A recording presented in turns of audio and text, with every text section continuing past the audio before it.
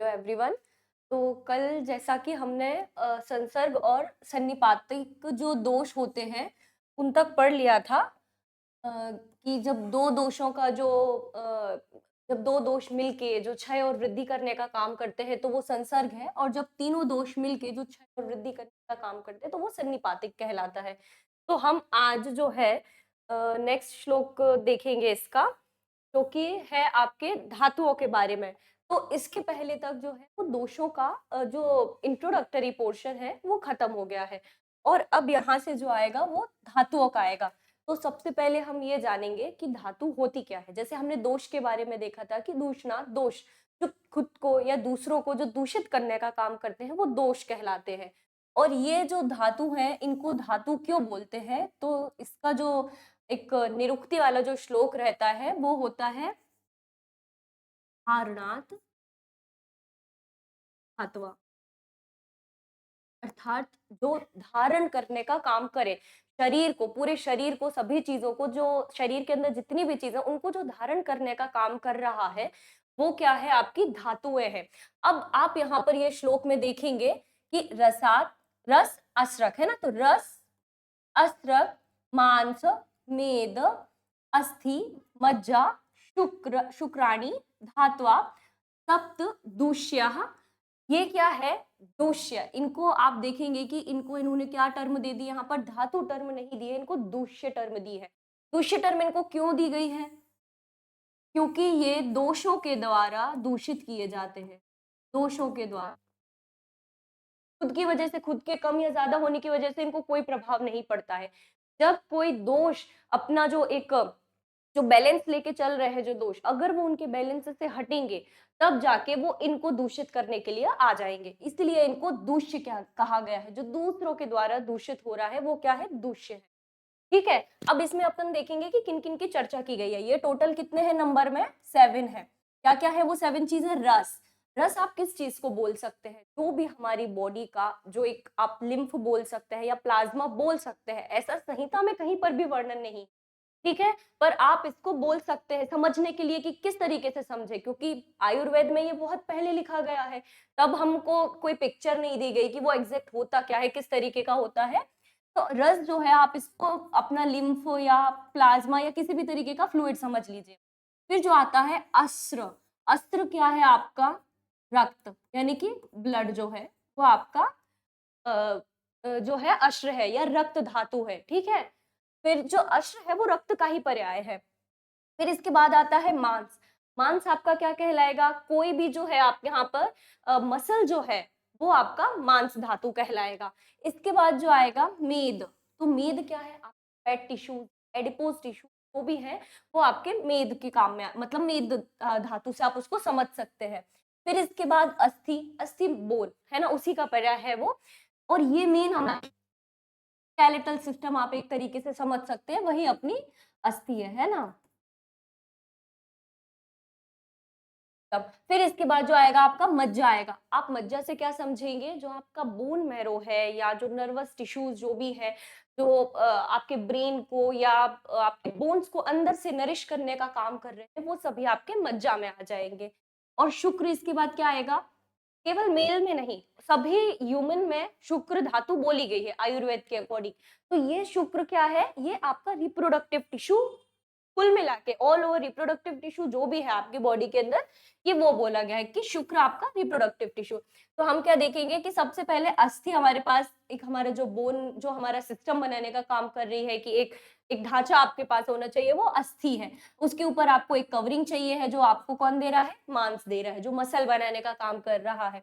अब उस जो अस्थि है उसके लिए आपको एक फ्लूइड चाहिए, उसके अंदर जो भरा रहे, जो उसको पोषण दे, तो वो कौन है, आपका मज्जा है। फिर इसके बाद आपको एनर्जी स्टोर करने के लिए चाहिए शरीर के अंदर, कि वो कहीं पर जाके स्टोर हो, तो उसके लिए कौन चाहिए आपको, मेद, जो आपके एडिपोज टिश्यू है या फैट टिश्यूज है। इसके बाद आपको क्या चाहिए है, फ्लो करवाने के लिए भी कुछ चीजें चाहिए है, तो वो कौन फ्लो कराएगा, आपका अश्रक यानी कि रक्त। वो सभी जगह जा जाके न्यूट्रिशन देगा, आपको वो भी चाहिए है, तो वो कहाँ से आएगा, आपका रस से आएगा। और एंड में जाके इन सभी धातुओं का, इतनी धातुओं का आप आगे पढ़ेंगे जो सार भाग बनेगा, है ना, ये इतनी जो 6 धातु हैं आपकी, इनका जो सार भाग बनेगा वो कौन रहेगा आपका?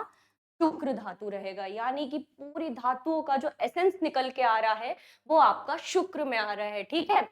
फिर उसके बाद अब अपन देखेंगे कि ये सारी जो धातु हैं, ये बोली गई हैं, अपन को पता है कि ये दूष्य बोली गई है, ठीक है? और आगे जाके अपन इनके बारे में देखेंगे कि किस धातु में कौन से दोष का क्या कैसा प्रभाव रहता है। फिर उसी से जाके जो पैथोजेनेसिस जब आप समझेंगे तो वो सारी चीजें उसी में आएंगी। ठीक है, इसके बाद अब हम नेक्स्ट श्लोक देखेंगे कि धातुओं का भी वर्णन हो गया है। अब इसके बाद जो आएगा आपके मल का वर्णन आएगा, क्योंकि शरीर में जो है मेन 3 चीजें बोली गई है, ठीक है? दोष, धातु, मल, है ना? दोष, धातु, मलम, मूलम ही शरीरम। शरीर के 3 जो मुख्य चीजें हैं वो है दोष, जो आपके 3 प्रकार के हैं, धातु जो 7 प्रकार की है। अब यहाँ पर सिमिलरली 3 प्रकार के आपके मल बताए गए हैं। मल जो आपको नाम से ही पता चल रहा है कि जो एक्सक्रेटा यानी कि वेस्ट प्रोडक्ट जो भी है आपका वो मल में आएगा। इसको अपन क्या बोलते हैं? इसकी निरुक्ति क्या दी गई है? मलिनीकरणात् मला।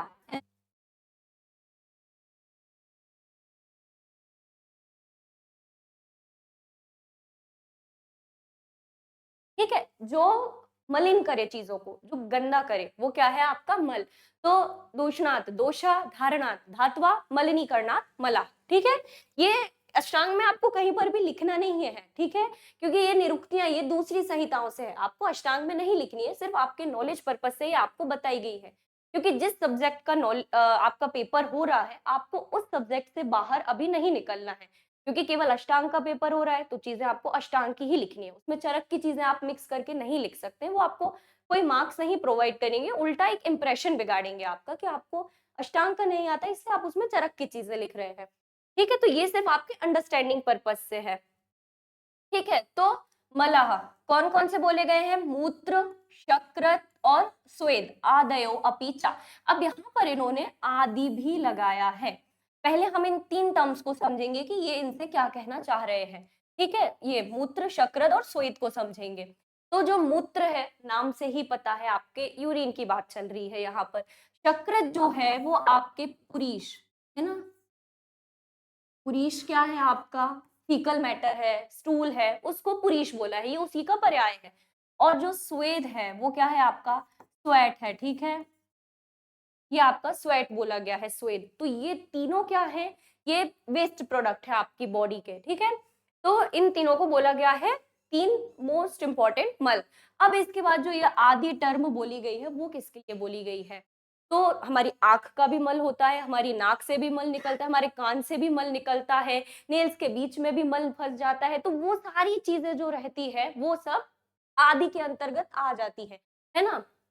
तो इस प्रकार से जो है कि मला मूत्र शक्रत स्वेद आदयो अपि चा, आदि से आपका एक हमल है ना, कान का, आंख का, नाक का इत्यादि, ये सब जो है अन्य मल में आ जाएंगे आपके।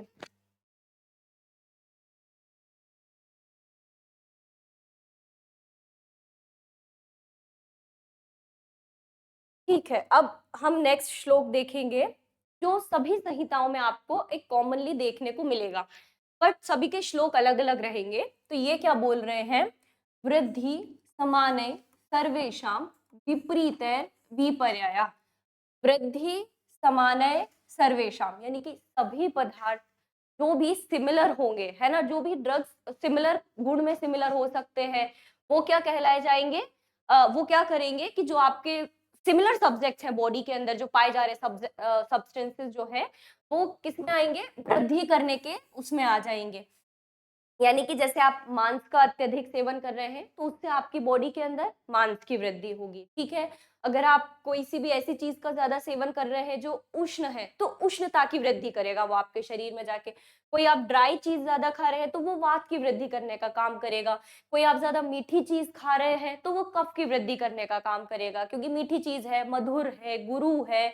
तो वही जो सिमिलर प्रॉपर्टीज, जैसे कफ में जो सिमिलर प्रॉपर्टीज है और अन्य जो आप सब्सटेंस जो एक्सटर्नल आप ले रहे हैं उसमें जो प्रॉपर्टीज है अगर एक सी है तो वो उसको बढ़ाने का काम करेगा शरीर के अंदर।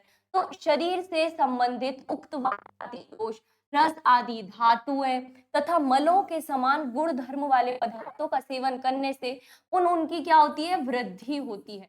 और अगर आप उनके विपरीत सेवन करेंगे तो उनका क्या हो जाएगा, क्षय हो जाएगा। ठीक है, तो अगर आपके अंदर मान के चलिए कफ बहुत ज्यादा बढ़ गया है, तो आप अगर बहुत ज्यादा मीठी चीजें खाएंगे तो उससे कफ और बढ़ने का काम करेगा, है ना।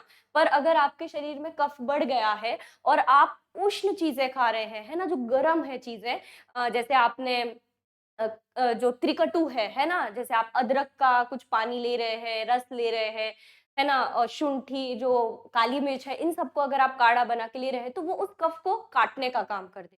विपरीत गुण वाले हैं तो उसको कम करने का काम कर देगा। तो यहाँ पर इतनी ही बात करिए कि समान से समान की वृद्धि होती है और उसी अगर आप विपरीत चीज का सेवन करेंगे तो क्षय हो जाएगा उसका।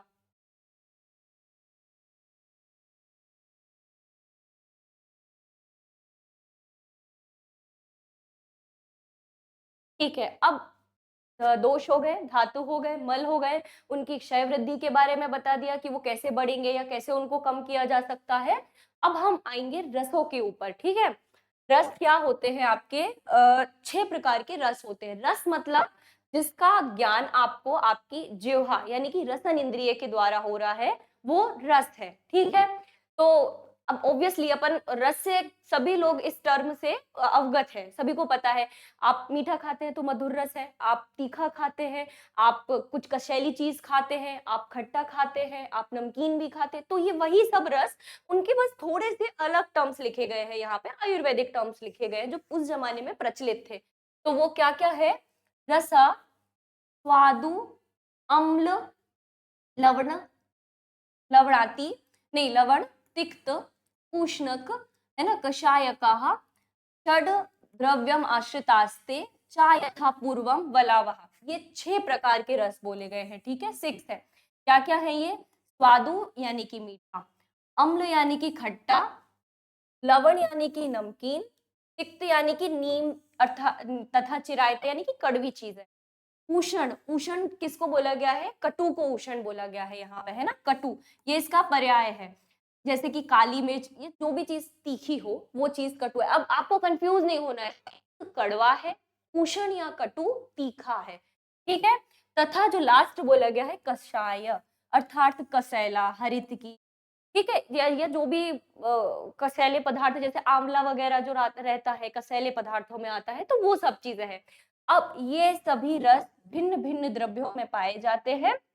ये रस अंत की ओर से आगे की ओर को बलवर्धक होते हैं। ये थोड़ा सा इन्होंने ना डिफरेंट तरीके से लिखा है, अंत की ओर से आगे की ओर, जैसे मधुर,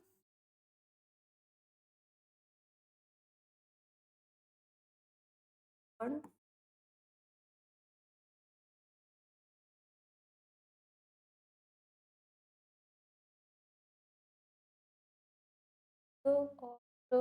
कषाय। ठीक है, अब ये जो है लास्ट से आगे की ओर बलवर्धक है, इन्होंने ऐसा लिखा है। बट समझने के लिए मधुर जो है वो सबसे ज्यादा बलवान है, सबसे ज्यादा। ठीक है, अब उसके बाद वो काउंटिंग चलती रहेगी, उससे कम कौन रहेगा, अम्ल, फिर उसके बाद कौन रहेगा, लवण, फिर उसके बाद कटु, फिर तिक्त, और फिर एंड में आ जाएगा आपका कषाय रस।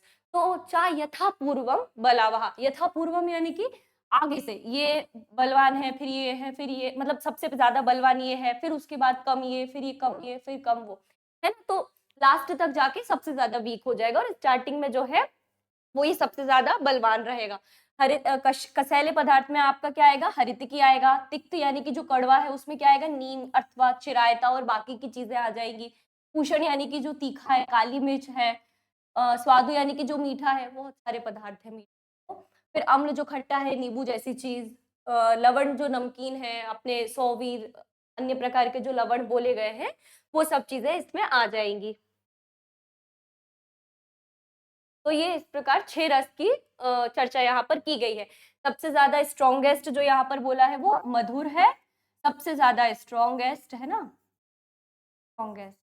और जो कशैला यानी कि कषाय रस है, ये वीकेस्ट में आ जाएगा, है ना, क्योंकि सबसे लास्ट में आ रहा है ये, तो ये वीकेस्ट हो जाएगा। ठीक है,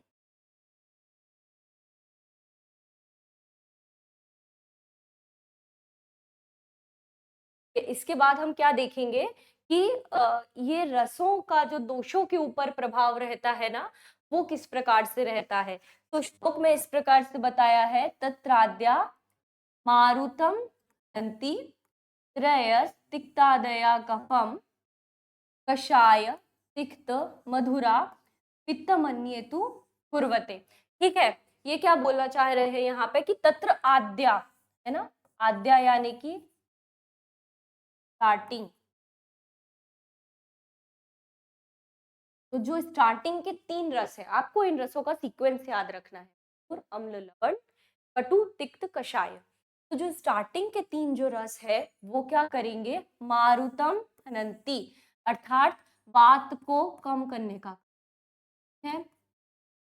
फिर उसके बाद त्रयस तिक्तादया कफम, एंड के जो 3 है ना, वो क्या करेंगे, कफ को कम करने का काम करेंगे। ठीक है, और फिर कषाय तिक्त मधुरा पित्तमन्येतु कुर्वते, जो कषाय तिक्त और मधुर रस है वो पित्त को कम करने का काम करेगा। ठीक है, तो हम इधर ही देख लेते हैं इसको, मधुर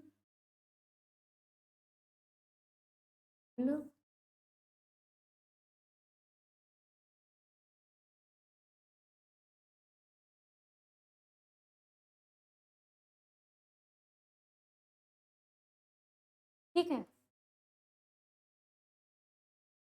ये जो चीजें हैं मधुर अम्ल लवण कटु तिक्त कषाय, तो इन्होंने क्या बोला है कि तत्राद्या मारुतम घनंती, जो प्रथम 3 है ये इस प्रकार आप देख सकते हैं, प्रथम 3 मधुर अम्ल लवण रस जो है वो वात दोष को नष्ट करेंगे। तो ये क्या कर देंगे, आपके वात को कम कर देंगे। ठीक है, फिर इसके बाद तिक्त कटु कषाय, ये क्या करेंगे, कफ को नष्ट करेंगे। देखिए ये कफ को नष्ट कर रहे हैं। फिर उसके बाद कषाय तिक्त और मधुर रस जो है वो पित्त को नष्ट करेंगे। तो के लिए कैसा आएगा यहाँ, कषाय तिक्त और मधुर, ये पित्त को नष्ट कर रहे हैं। ठीक है, अब इनको बढ़ाएगा कौन, ये तो नष्ट करने वाले रसों की बात हो गई यहाँ पर, कि मधुर अम्ल लवण वात को कम कर रहे हैं, कटु तिक्त कषाय कफ को कम कर रहे हैं, और कषाय तिक्त और मधुर रस जो है वो पित्त को कम कर रहे हैं। इनको बढ़ाने वाला भी तो होगा। तो ये वात और कफ एक दूसरे के अपोजिट है।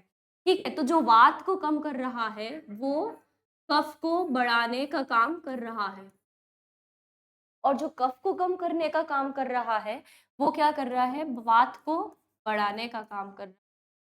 ठीक है, फिर उसके बाद पित्त की बात आती है। पित्त इन दोनों से अलग चलता है, ये वात और कफ बहुत इजी टू बाय हार्ट होते हैं, कि मधुर अम्ल लवण स्टार्टिंग के 3 हैं, वात को बढ़ा रहे हैं, वात को कम कर रहे हैं और कफ को बढ़ा रहे हैं। एंड के 3 हैं, कफ को कम कर रहे हैं, वात को बढ़ाने का काम कर रहे हैं। पित्त अलग चलने का काम करता है, कषाय तिक्त और जो मधुर रस है ये पित्त को कम कर रहे हैं। तो इसके अलावा जो 3 रस हैं वो पित्त को बढ़ाने का काम कर रहे हैं। वो कौन से हैं पित्त को बढ़ाने वाले, तो पित्तवर्धक है आपका काल, काल यानी कि कटु अम्ल और लवण, ये 3 रस जो है वो पित्त को बढ़ाने का। ठीक है, तो आप इस तरीके से इस ट्रिक से इसको याद कर सकते हैं कि काल जो है वो पित्त को बढ़ाने का काम कर रहे हैं, कटु अम्ल और लवण रस में आते हैं। तो इस प्रकार से ये वाला श्लोक आपका कंप्लीट होता है। अब इसके आगे का अपन देखेंगे, वो द्रव्य की चर्चा, रस के बाद, रस पढ़ने के बाद अब वो द्रव्य की चर्चा करेंगे, क्योंकि रस किसी द्रव्य में ही रहेगा, है ना, कि आपने, द्रव्य मतलब क्या है, कोई भी पदार्थ है वो द्रव्य है, उसके अंदर ही वो रस रहेगा। तो इसके बाद अब वो द्रव्य की चर्चा करेंगे। तो द्रव्य में ये क्या बोल रहे हैं, शमनम कोपनम स्वस्थहितम द्रव्यम इति त्रिधा, त्रिधा यानी कि 3 प्रकार की इन्होंने क्या बोल दी है, द्रव्य बोल दी है। शमन अर्थात वात आदि दोषों का शमन करने वाला, है ना, कोपन अर्थात वात आदि दोषों को कुपित करने वाला, और स्वस्थ हित अर्थात स्वस्थ पुरुष के स्वास्थ्य को बनाए रखने वाला। ठीक है, शमन मतलब अपन मॉडर्न में इसको अपन देख सकते हैं कि टर्म जो बोल सकते हैं वो पैसिफाइंग बोल सकते हैं। ठीक है, पैसिफाइंग। ठीक है, और कोपन यानी कि जो भी इसको बढ़ाने का काम कर रहा है, यानी कि एग्रीवेटिंग,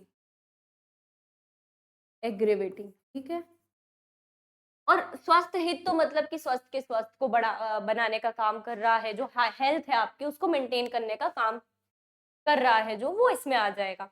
ठीक है? इन द्रव्यों को अपन आगे देखेंगे कि ये कौन-सी हो सकती है और स्वास्थ्य के हित को बताने वाली जो द्रव्य है, वो हितकर द्रव्यों में अभी आप आगे देखेंगे कि क्या द्रव्य हितकर है, क्या द्रव्य अहितकर है।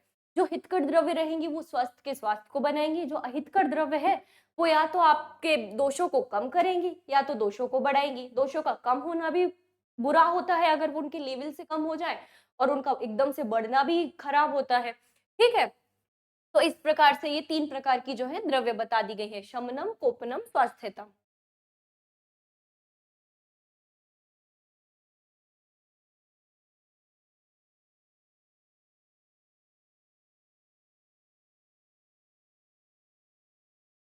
अब द्रव्य को पढ़ने के बाद हम वीर्य को पढ़ेंगे। तो वीर्य क्या, किसी भी द्रव्य की पोटेंसी या फिर आप उसका एक्टिव कोई प्रिंसिपल या कॉन्स्टिट्यूएंट जिसकी वजह से वो काम कर रहा है, उसको अपन वीर्य बोलेंगे। यानी कि हम जैसे देख सकते हैं कि आचार्य चरक ने इसकी अच्छी तरीके से डेफिनेशन दी है। जो वीर्यम तु क्रियते येन या क्रिया, ठीक है? यानी कि यहीं पर ये है ना? चरक का जो मत है, वीर्यम तु क्रियते येन या क्रिया, अर्थात क्रिया करने के लिए जो चीज़ चाहिए होती है ना? जो वो क्रिया कर रही है जो चीज़, वो क्या कहलाएगा? आपका वीर्य कहलाएगा, ठीक है? तो जैसे इन्होंने आचार्य वाग्भट ने 2 प्रकार के वीर्य की की चर्चा की है। 8 प्रकार के भी वीर्य होते हैं। आचार्य जो वाग्भट है वो आगे उसको भी एक्सेप्ट करेंगे, बट मेन इन्होंने यहाँ पर 2 प्रकार के वीर्य बताए गए हैं। ठीक है? तो ये क्या है? उष्ण, शीत, गुणोत्कर्षात् तत्र वीर्यम द्विधा स्मृतम, यानी कि उष्ण होता है और एक शीत वीर्य होता है। ठीक है? द्रव्यों में जो वाला भी जो उष्ण तत्व अगर ज्यादा है तो उसका वीर्य उष्ण हो जाएगा, अगर द्रव्य में शीत तत्व ज्यादा है तो वो उसका वीर्य शीत हो जाएगा। ठीक है? तो इस प्रकार 2 वीर्य माने हैं। अब आप इसको कैसे समझ सकते हैं कि किसका वीर्य कौन सा है? तो ये आचार्य लोग ऑलरेडी एक आप्तोपदेश वाली चीज कहलाती है कि आप्त पुरुष कह गए हैं तो फिर उस चीज का वही वीर्य होता है। बट आज के अपन नॉर्मल लैंग्वेज में जो ये चीज यूज करते हैं, अपन बोलते हैं कि कोई सी भी जो द्रव्य है वो गर्म करती है या इसकी तासीर गर्म है, अपन उस तरीके से बोलते हैं। तो वो क्या है तासीर? वो वीर्य ही है ना? जैसे कि हम अदरक लेके चले तो अदरक क्या है? उष्ण है, ठीक है? उसी जगह अगर हम मिश्री लेके चलेंगे, है ना, मिश्री क्या है? वो शीत है।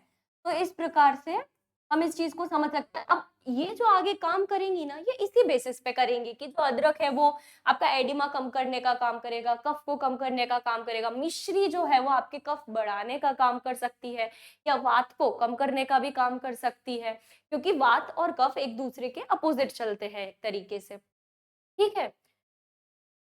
तो ये इस प्रकार हो गया है। फिर इसके बाद हम आगे देखेंगे कि विपाक क्या होता है।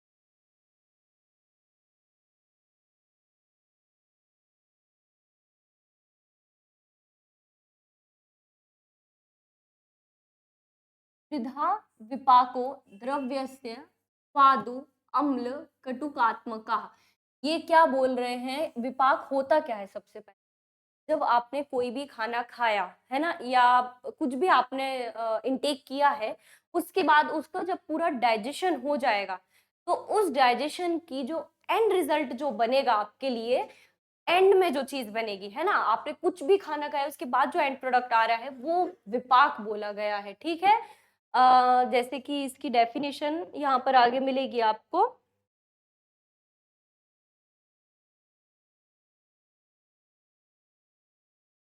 ये है शारंगधर जी की है कि जाठरेन अग्नेना योगा द्वितेति रसांतरम रसानाम परिणामन्ते सा विपाक इति स्मृता। अर्थात जो भी आप भोजन करेंगे उसके बाद आपका जी एक रस बनेगा, है ना? सबसे पहले आपने भोजन किया है, आद्य रस बनेगा, ठीक है? उस पर जब जठराग्नि आपके काम करेगी तो उसका जब पूरा पाचन हो रहा है, उसके बाद जाके परिणाम, जो एक रिजल्ट निकलेगा वो क्या कहलाएगा? आपका विपाक कहलाएगा। ठीक है? तो अभी आचार्य वाग्भट ने इसकी डेफिनेशन नहीं दी है, समझाने के लिए इधर तक आना पड़ा। तो वाग्भट आचार्य सिर्फ नाम बता देते हैं कि 3 प्रकार के विपाक होते हैं, ठीक है? ये क्या बोल रहे हैं? स्वादु, अम्ल और कटु, 3 प्रकार के बोले हैं इन्होंने, ठीक है?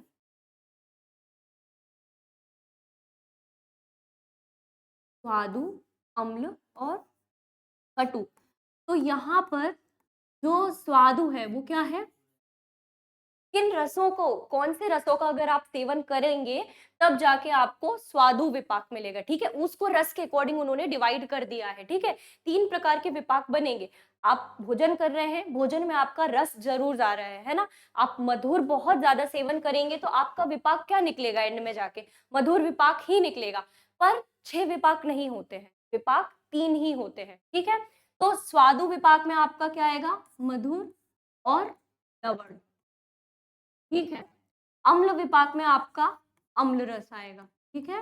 और कटु विपाक में आपके बाकी के 3 आ जाएंगे। कौन कौन से? तो, तो और ये इस प्रकार 3 आपके जो एंड के जो 3 रस रहेंगे वो कटु विपाक बनाने का काम करेंगे, अम्ल रस अम्ल विपाक बनाने का काम करेगा और मधुर रस जो है वो, मधुर और लवण रस जो है वो आपका मधुर विपाक या स्वादु विपाक बनाने का काम करेंगे, ठीक है? अब ये समझते कैसे हैं? ये हम अनुमान के द्वारा ही समझ सकते हैं इस चीज को, है ना? कि अगर आपने बहुत ज्यादा मधुर और लवण रस का अगर सेवन किया है तो एंड में आपका विपाक क्या बनने वाला है? मधुर विपाक ही बनने वाला है। इसके लक्षण जो है ना, कि आपको कैसे पता चलेगा कि मधुर विपाक बना है, कि कटु विपाक बना है, कि अम्ल विपाक बना है?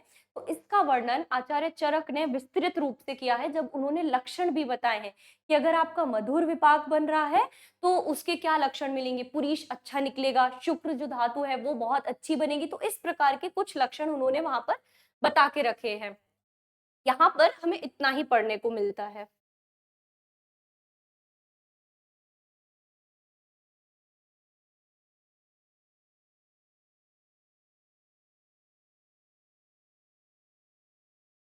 ठीक है, अब हम द्रव्य के गुण देखेंगे, है ना? कोई भी द्रव्य अगर दोषों के ऊपर किसी भी तरीके का प्रभाव दिखा रही है, उसमें सभी चीज मिले हुए हैं, है ना? उसका वीर्य भी रहेगा, उसका रस भी रहेगा, उसका एक गुण भी, उसके अंदर जो प्रॉपर्टीज दी गई हैं वो भी उतना ही रोल प्ले करेंगी, ठीक है? तो इन्होंने 20 प्रकार के जो है गुण बताए गए हैं, सभी आचार्यों ने अलग अलग गुण बताए हैं, इन्होंने 20 गुण बताए हैं। तो वो कौन कौन से हैं? गुरु, मंद, हिम, स्निग्ध, लक्षण, सांद्र, मृदु, स्थिरा। गुणा सा सूक्ष्म, विशदा, विंशति, सविपर्याया, ठीक है? विंशति यानी कि 20 होते हैं, पर यहाँ तो इन्होंने केवल 10 ही दिए हैं, तो बाकी के 10 कहाँ हैं? विपर्याया, यानी कि इनके जस्ट अपोजिट जो है वो बाकी के टोटल 20 कहलाते, ठीक है? इनके 10 अपोजिट, 10 ये मेन और इनके 10 अपोजिट, तो इस प्रकार कुल मिला के 20 आपके गुण बताए गए हैं रस में, द्रव्य में पाए जाने वाले। तो वो क्या रहेंगे? अपन इसको देख लेते हैं। हम यहाँ पर जो है इन जो गुण हैं एक टेबल बना के देख कि क्या ये मीठा अपोजिट है।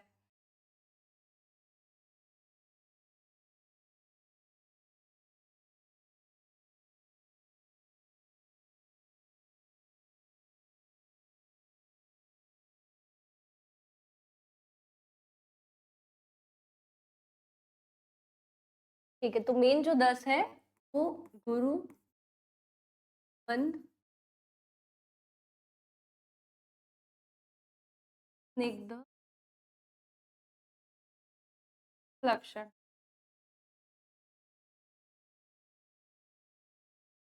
आंद्र, मृदु, स्थिर, सूक्ष्म, विशद। तो इनके अपोजिट क्या रहेंगे? गुरु का लघु, मंद का तीक्ष्ण, हिम का उष्ण, स्निग्ध का रूक्ष, लक्षण का खरा, सांद्र का द्रव, मृदु का कठिन, स्थिर का सर या चल, सूक्ष्म का स्थूल और विशद का पिच्छल। ठीक है, अब ये जो गुण बताए गए हैं यहाँ पर, इनको, ये तो इन्होंने इतनी उस टाइम की लैंग्वेज में लिखे गए हैं, तो हम इनको समझेंगे कैसे कि कौन सा गुण क्या है। तो गुरु क्या है? हैवी। हैवी का अपोजिट लाइट रहेगा, ये जो हल्का रहे। मंद क्या है? स्लो, है ना। और तीक्ष्ण क्या हो जाएगा? आप या तो इसको फास्ट देख लो, या फिर एकदम से जो शार्प हो आप उसको लेके चल सकते, है ना, शार्प। ठीक है, फिर हिम जो है वो कोल्ड है, उष्ण जो है वो हॉट है। ठीक है, स्निग्ध क्या है आपका? ऑयली, या फिर हमने एक और टर्म यूज किया जो है अंशस है। और रूक्ष क्या है आपका? कुछ भी जो ड्राई है। ठीक है, लक्षण क्या है आपका? स्मूथ है। और खर क्या है आपका? रफ। के बाद सांद्र, सांद्र क्या है? कोई भी चीज जो गाढ़ी हो, ठीक है, तो अपन उसको क्या बोल सकते हैं? थिक बोल सकते हो, है ना। फ्लोई हो, जो बह जाए, आपने पानी है जैसे, तो वो द्रव में आ जाए। फिर आपका आता है मृदु। मृदु क्या है? सॉफ्ट। तो उसका अपोजिट कठिन, यानी कि हार्ड।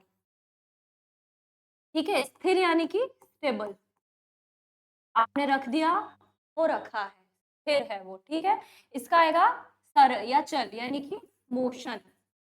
ठीक है, तो चले। फिर उसके बाद आएगा सूक्ष्म। सूक्ष्म यानी कि माइन्यूट या फाइन। ठीक है, तो स्थूल क्या आ जाएगा? बड़ा, जो भी कुछ भी बड़ा हो। ठीक है, पार्टिकल्स जो आंखों को दिख जाए, है ना, मैक्रो बोल सकते हैं आप उसको। ठीक है, या बड़ा बोल सकते भी, कुछ भी ऐसा वो आ जाएगा। और विशद क्या है? जो चीज स्लाइमी ना हो, है ना, वो विशद में आएगा, जो क्लियर हो चीज। ठीक है, तो क्लियर हो है। और पिक्चल क्या आएगा? कोई भी चीज जो स्लाइमी है। ठीक है, आपने कोई चीज यहाँ पर रखी, वो चिपकी रह गई वहां पे, ठीक है, हिल नहीं रही है, चिपचिपी कोई भी चीज है, तो वो किस में आ जाएगी? पिच्छल में आ जाएगी। ठीक है, तो इस प्रकार ये 20 आपके गुण बताए गए हैं। गुरु, मंद, हिम, स्निग्ध, लक्षण, सांद्र, मृदु, स्थिरा, सूक्ष्म और विशद। इनके अपोजिट क्या रहेंगे? गुरु का लघु, मंद का तीक्ष्ण, हिम का उष्ण, स्निग्ध का रूक्ष, लक्षण का खरा, सांद्र का द्रव, मृदु का कठिन, स्थिर का सर या चल, सूक्ष्म का स्थूल और विशद का पिच्छल। ठीक है, तो इस प्रकार ये, ठीक है, तो इस प्रकार ये तो हमारे 20 जो गुण हैं उनकी चर्चा अपन ने कर ली है, समझ लिया है उनको कि क्या कौन सा होता है। अब इसके आगे हम देखेंगे रोग एवं आरोग्य के कारण, कि कोई इंसान है वो कैसे आरोग्य है या हेल्दी है, या फिर उसको कैसे रोग लग रहे हैं, तो इसके उन्होंने एक सुपरफिशियल कारण बताए गए हैं।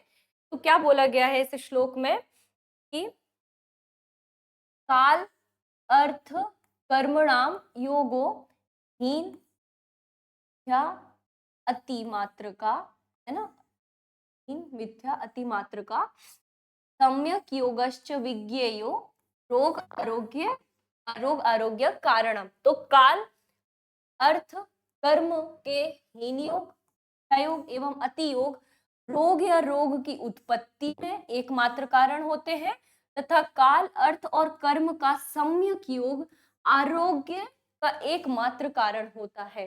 ठीक है, तो इन्होंने क्या बताया है कि काल का, अर्थ का और कर्म का। काल के क्या बोल रहे हैं? 3 प्रकार के काल इन्होंने बोले हैं। कौन कौन से? शीतकाल, उष्ण काल, या ग्रीष्म आप उसको एक तरीके से बोल सकते हैं, जब भी गर्मी रहे, और वर्षा काल। ठीक है, तो इस प्रकार इन काल का हीन योग, मिथ्या योग और अति योग। तो काल का हीन योग किस प्रकार समझेंगे अपन? शीतकाल का हीन योग अगर हो रहा है, यानी कि बिल्कुल भी ठंडी नहीं पड़ रही है किसी, ठीक है, तो वो क्या हो जाएगा? शीत का अयोग हो जाएगा, ठीक है? और किसी जगह बहुत ज़्यादा ठंडी पड़ रही है, यूजुअली वहाँ पर ठंडी नहीं पड़ती थी, पर अब क्योंकि बहुत ज़्यादा पड़ रही है अचानक से, तो वो क्या हो जाएगा, उसी का अतियोग हो जाएगा, ठीक है? फिर इसका मिथ्या योग कैसे माने जाएँगे कि जहाँ पर अगर ठंडी पड़ रही है या ठंडी का सीज़न है, ठंड पड़नी चाहिए, वहाँ अचानक से क्या हो रही है? गर्मी हो रही है ना? या बहुत ज़्यादा बारिश हो गई है, तो ये सब क्या हो जाएँगे, उसके मिथ्या योग में आ जाएँगे। फिर इस प्रकार उष्ण का भी यही रहेगा कि किसी जगह पर अगर किसी सीज़न में गर्मी पड़नी चाहिए थी और वहाँ गर्मी उतनी नहीं पड़ रही है जितनी पड़नी चाहिए थी, तो वो क्या हो जाएगा, उसका अयोग हो जाएगा। अब किसी जगह पे नॉर्मली 35 डिग्री सेल्सियस या 37 डिग्री सेल्सियस होता था, वहाँ पे जाके वो 50 डिग्री सेल्सियस या 48 डिग्री सेल्सियस तक जा रहा है टेम्परेचर, तो वो उसका अतियोग हो जाएगा। और सेम अयोग किस प्रकार रहेगा कि गर्मी के सीज़न में अचानक से बरसात बहुत ज़्यादा हो रही है या बहुत ही ज़्यादा ठंड वहाँ पर पड़ रही है अचानक से, तो ये सब क्या हो जाएँगे, उसके मिथ्या योग हो जाएँगे। सेम चीज़ वर्षा के साथ रहेगी कि अगर वर्षा कहीं पर इतने सेंटीमीटर तक की होनी चाहिए थी, अगर वहाँ पर उससे कम वर्षा हो रही है, तो वो उसका क्या है, अयोग है। या वर्षा ऋतु में इतनी वर्षा होनी थी, वो नहीं हो रही है, कम हो रही है, वो अयोग है। सेम अगर बहुत ज़्यादा बारिश हो रही है, बहुत ही ज़्यादा, तो वो क्या हो जाएगा, उसका अतियोग हो जाएगा। और अयोग किस प्रकार रहेगा कि वर्षा ऋतु में अगर आपको बहुत ही ज़्यादा गर्मी लग रही है, बहुत ही ज़्यादा एकदम ही ठंड पड़ रही है उस टाइम पे, तो वो किसमें आ जाएगा, आपका वर्षा के मिथ्या योग में आ जाएगा, ठीक है? फिर उसके बाद ये तो हमारा किसका था? काल का था। काल में 3 काल बोले, शीतकाल, उष्णकाल और वर्षाकाल। इनका अयोग, अतियोग और मिथ्या योग हमने देख लिया है। इसके बाद जो अब आएगा हमारा अर्थ का, ठीक है? तो ये अर्थों की बात कर रहे हैं। जो हमने धन संपत्ति देखी है स्टार्टिंग में, क्या उस अर्थ की बात कर रहे हैं? नहीं, ये है इंद्रिय अर्थ, ठीक है? इंद्रिय इंद्रियार्थ, ठीक है? इंद्रियों के विषय, ठीक है? कौन-कौन सी? 5 जो हमारी ज्ञान इंद्रिय बोली गई हैं, उनके जो विषय है, ठीक है? शब्द, स्पर्श, रूप, रस, गंध। तो जो ये 5 अर्थ बोले गए हैं, 5 विषय बोले गए हैं, इनका अगर आप किसी भी प्रकार से हीन योग, अतियोग अथवा मिथ्या योग कर रहे हैं, तो वो रोग उत्पत्ति का आपका कारण रहेगा। अब हम इसको कैसे समझें? तो जैसे आपकी कर्ण इंद्रिय है, ठीक है? कर्ण इंद्रिय आपके कान है ना, इसका क्या काम है? इसका सुनने का काम है, ठीक है? श्रवण करना इसका काम है। तो अब इसका अयोग किस प्रकार होगा कि आप तो ईयरफ़ोन्स लगा के बैठे हैं, ईयरफ़ोन्स में कोई गाने नहीं बज रहे हैं, आप बस ताकि आपको कुछ सुनाई ना दे, तो आप बैठे हैं वहाँ पर, ठीक है? कुछ भी नहीं सुनना है आपको, आप कोई कुछ आपको काम दे रहा है, कोई अच्छी बात करे, कुछ भी नहीं सुनना है, तो आप उसका क्या कर रहे हैं? अयोग कर रहे हैं, ठीक है? अतियोग किस प्रकार होगा कि आप बहुत ज़ोर-ज़ोर से गाने सुन रहे हैं, है ना? ईयरफ़ोन्स लगा के आप गाने सुन रहे हैं या ढोल नगाड़े सुन रहे हैं, बहुत लाउड म्यूज़िक है कहीं पे, तो वो आपका क्या हो जाएगा? अतियोग हो जाएगा।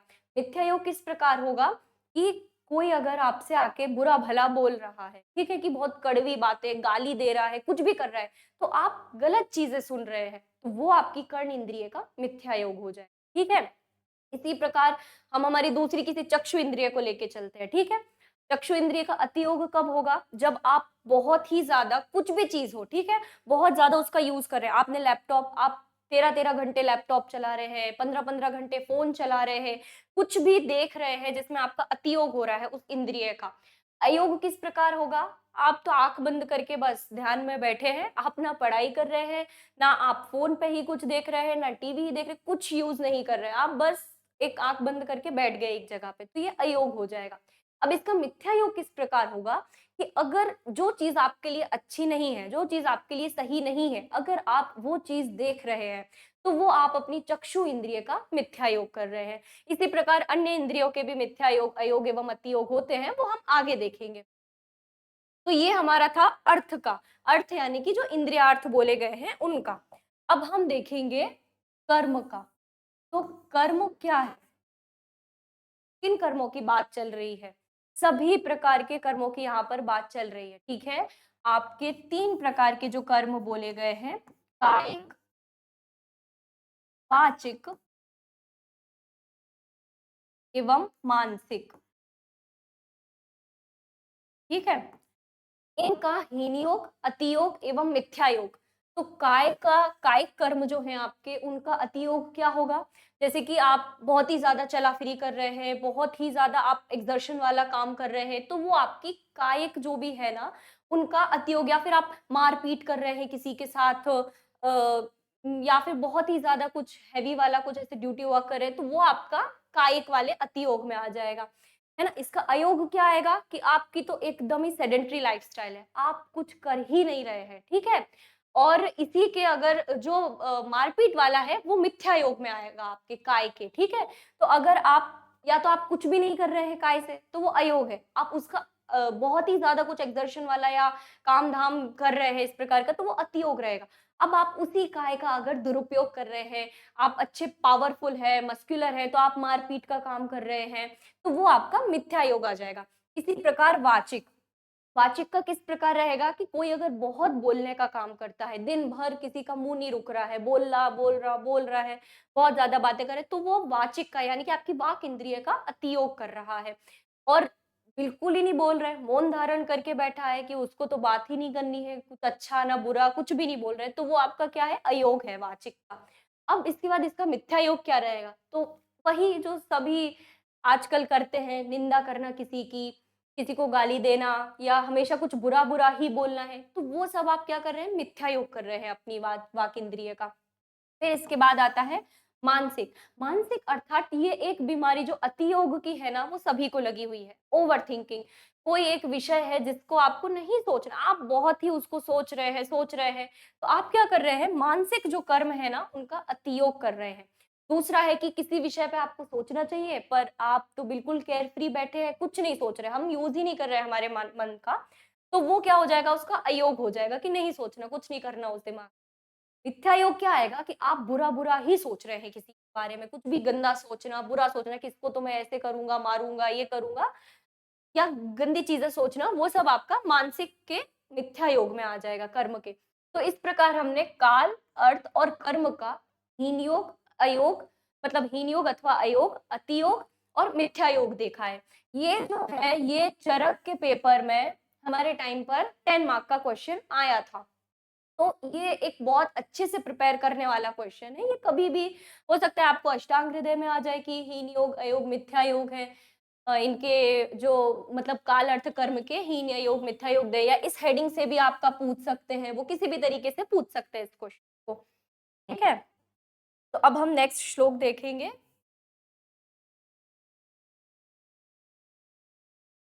ठीक है, रोग और आरोग्य में उन्होंने भेद कैसे बताया है कि क्या आरोग्य की स्थिति है, क्या रोग होने की स्थिति है। तो रोगस्तु दोष वैषम्यम, दोष साम्य अरोगता, यानी कि जब आपके दोष जो है ना, वैषम्य अर्थात विषम अवस्था में, सम अवस्था इक्विलिब्रियम या बैलेंस, विषम अवस्था यानी कि डिसबैलेंस हो गए हैं अब वो। तो रोगस्तु दोष वैषम्य, दोष जब आपके विषमता में है तो वो रोग की स्थिति है। दोष साम्य आरोग्यता, यानी कि जब वही दोष आपके सामावस्था में है, तो वो क्या कहलाएगी? अरोग्यता की स्थिति कहलाएगी। ऑब्वियसली दोष है वो आपके, अपन स्टार्टिंग से उसकी डेफिनेशन देख रहे हैं कि जो खुद को दूषित करे, दूसरों को दूषित करे, वो दोष है। तो जब वो सामावस्था में रहेंगे, वो किसको दूषित करेंगे? किसी को भी नहीं। तो सब बैलेंस में बना रहेगा, आपकी बॉडी पूरी हेल्दी रहेगी, आपको कोई बीमारी नहीं लगेगी। तो ये छोटी-सी डेफिनेशन इन्होंने दे दी है, ये आपको आगे सभी टाइम पे काम में आती है। आपका वाइवा कहीं पर भी चले, आपका कोई भी क्वेश्चन आ जाए, तो अगर डिसीज से रिलेटेड कोई क्वेश्चन आ रहा है, तो ये अगर आप श्लोक लिख के रखते, तो एक बहुत अच्छा इंप्रेशन देता है ये। ठीक है, तो हम नेक्स्ट श्लोक देखते हैं। रोग इन्होंने 2 भेद में बाँट दिए हैं कि कौन-कौन से हैं वो 2 टाइप के रोग। तो रोगों के 2 भेद हैं, निज आगंतु विभागेन तत्र रोगा द्विधा स्मृता।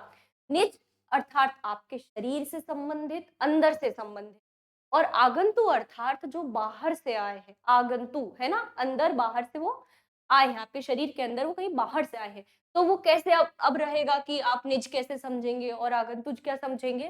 तो निज जो है, वात आदि की वजह से जब वो दोष बिगड़ेंगे, तो उसकी वजह से जो व्याधि उत्पन्न हो रही है आपके शरीर के अंदर, जो पैथोजेनेसिस बन रही है, वो आपकी निज कहलाएगी, कि आपके इंटरनल फैक्टर्स की वजह से वो हो रही है।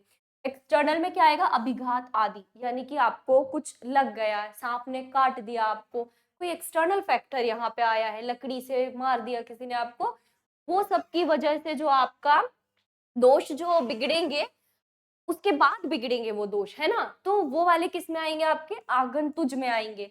तो इसको अपन कैसे देखेंगे कि निज जो भी व्याधि रहती है, उसमें पहले नंबर पे आपके दोष खराब होंगे, ठीक है? फिर वो बाहर उनके सिम्पटम दिखाएँगे, ठीक है? पर आगंतुक में क्या होता है कि आपको पहले बाहरी सिम्पटम दिख जाएगा, ठीक है? कि जैसे आपको किसी ने सांप ने काट दिया है, तो वो आपको दिख रहा है वहाँ पे और आपका वो अब उसके बाद ना अंदर के दोष बिगड़ना स्टार्ट होंगे कि वात दोष बिगड़ रहा है, कि पित्त दोष बिगड़ रहा है। तो इधर पर पहले बाहर का दिखेगा आपको, फिर अंदर दोष के इफ़ेक्ट होने की प्रोसेस स्टार्ट होगी और उसका अपोज़िट रहेगा आपके निज में, ठीक है? तो निज और आगंतुक इस प्रकार 2 बता दिए हैं उन इसके बाद अब हम आगे का देखेंगे, 2 प्रकार के रोगों के जो अधिष्ठान बोले गए हैं, वो क्या-क्या हैं?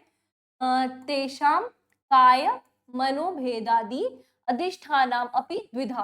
तो 2 अधिष्ठान बोले, कौन से? काय और मन। हम देखते हैं जिस प्रकार से मन यानी कि आपका साइकोलॉजी से रिलेटेड जितना भी है, मानसिक जो भी बीमारियाँ आएँगी और काय यानी कि आपकी बॉडी से रिलेटेड, फिज़िक्स से रिलेटेड जो भी व्याधियाँ हैं, वो सब कायिक में आ जाएँगी। तो इस प्रकार से ये 2 प्रकार की व्याधियाँ बोल दी गई है यहाँ पर।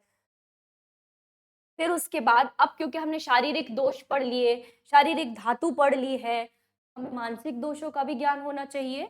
तो मानसिक जो दोष है, वो आप यहाँ पर देखेंगे मैंने पहले भी बताया था कि केवल 2 ही बोले गए हैं। रजस तमश्च मनसो द्वौ च दोष अवुदाहृतौ। अर्थात रज और तम ये जो है, वो प्रकार के मानसिक दोष बोले गए हैं, ठीक है? सत्व को यहाँ पर दोष में नहीं रखा है क्योंकि सत्व किसी भी प्रकार का रोग उत्पन्न करने में सक्षम नहीं है। अगर आपके अंदर सत्व गुण प्रधानता चल रही है तो वो एक आरोग्यता की स्थिति को क्रिएट करता है, ठीक है? तो केवल जो रज और तम है यही दोष को उत्पन्न करते हैं, ठीक है? अब हम कैसे समझेंगे कि रज क्या है और तम क्या है, ठीक है? तो जो रज है और तम है, तम जो है ना वो आप समझ लीजिए कि एक अंधकार की स्थिति है या डिप्रेशन जैसी स्टेज है या दिमाग बिल्कुल खाली, कोई काम नहीं करना है, कुछ नहीं करना है, काम करने की स्थिति क्रिएट नहीं करता है तम। पर रज अपोजिट है, ठीक है? रज एक चलनात्मक चीज होती है। आपने इंसान देखा होगा, ये भी करना है, ये भी करना है, ये भी अचीव करना है, वो भी सब कुछ करना है उनको, ठीक है?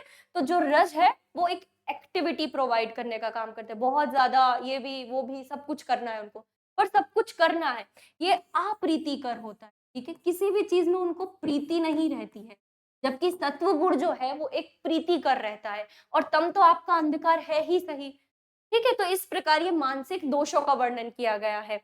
तो गुण क्या है ना, गुण में आपका सत्व आएगा, ठीक है? सत्व एक गुण है। अब इसी प्रकार से जिस प्रकार हमने जो वात आदि दोषों की वजह से जो प्रकृति बनती है, तो मानसिक दोषों की वजह से भी प्रकृति बनती है। तो केवल दोष नहीं, मतलब जो गुण भी बोला है सत्व, तो उस प्रकार सत्व, रज और तम इनसे प्रकृतियां बनती हैं मनुष्य की, ठीक है? सात्विक प्रकृति, राजसिक प्रकृति और तामसिक प्रकृति। वो आप आगे पढ़ेंगे, यहाँ पर नहीं है, पर सुपरफिशियल नॉलेज के लिए बता दिया।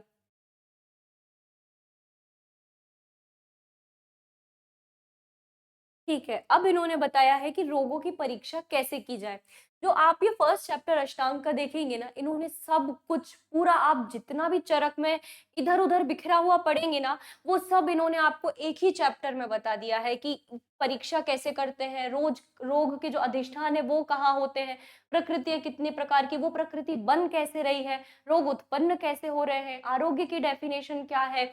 आप इसी में आगे चिकित्सा का भी देखेंगे, व्याधियों की साध्य-साध्यता देखेंगे तो अष्टांग हृदय ने सब कुछ आपको एक ही चैप्टर में सुपरफिशियली बता दिया है कि आपको एक प्रीव्यू मिल जाए सभी चीज़ों का आगे जो आने वाली है।